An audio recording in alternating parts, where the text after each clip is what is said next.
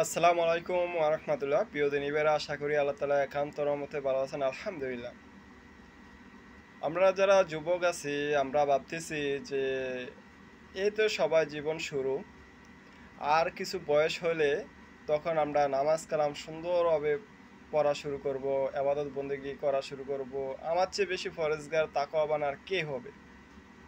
আরে ভাই, একটু চিন্তা করেন, এই যুবক বয়সে এত শক্তি থাকতে একটু সেজদা দেওয়া অনেক কষ্টকর হয়ে যায়। কোন সময় মসজিদে বারোমু কষ্ট হয়ে যায়। হ্যাঁ, চিন্তা ভালো লাগে না। আর চার ওয়াক্ত নামাজ পড়তে যেমন জীবনটা তামা তামা হয়ে যায়। ৪ রাকাত নামাজ পড়তে ৫ ওয়াক্ত নামাজ পড়লে তো মনে হয় যে দুনিয়াটায় মানে বিজয় করে ফেলাইছি, অর্জন করে ফেলাইছি। কিন্তু সেই লোক যৌবনকালে ৫ ওয়াক্ত নামাজ পড়তে পারি না, সেই লোক কিভাবে বৃদ্ধকালে ৫ ওয়াক্ত নামাজ পড়বে, বেশি বেশি জিকির আজগার করবে, দান খয়রাত করবে, আল্লাহর কালাম পড়বে, সব কিছু ভালো কাজ করবে। আমার বুঝে আসে না, আপনাদের কিভাবে বুঝে আসে?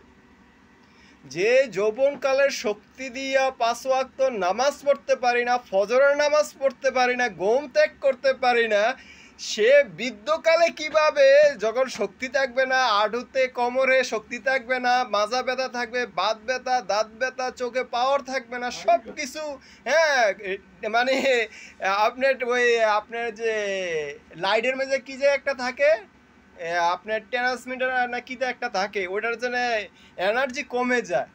এটা ওই ক্ষয় হইতে হইতে এটার এনার্জি কমে যায়। এটা কিন্তু এনার্জি যোগ হয় না, কমে যায়। তো আপনার বৃদ্ধকালে আপনার সমস্ত শক্তি কমে যাবে, তখন আপনি কিভাবে ৫ ওয়াক্ত নামাজ পড়বেন, তাহাজ্জুদ নামাজ পড়বেন, জিকির আজকার করবেন, কোরআন তেলাওয়াত করবেন, দান খয়রাত করবেন, বা আত্মীয় স্বজন বাড়ি বাড়ি গিয়ে খোঁজখবর নেবেন? এটা ভুল ধারণা। যৌবনকালে যারা চাষাবাদ করে, তারা যে কাজটা করতে পারে, এক জমিতে আরেক জমি, আরেক জমিতে আরেক জমি, সকাল থেকে সন্ধ্যা পর্যন্ত চাষ দিতেই থাকে। কিন্তু বৃদ্ধকালে ছেলেমেয়ের সাহায্য নিতে হয়, কারো না কারো সাহায্য নিতে হয়, ওই চাষবাস আর করতে পারে না। তদ্রূপ আপনি আল্লাহ সন্তুষ্টের জন্য এখনই আবাদত বন্দি করা শুরু করে দেন।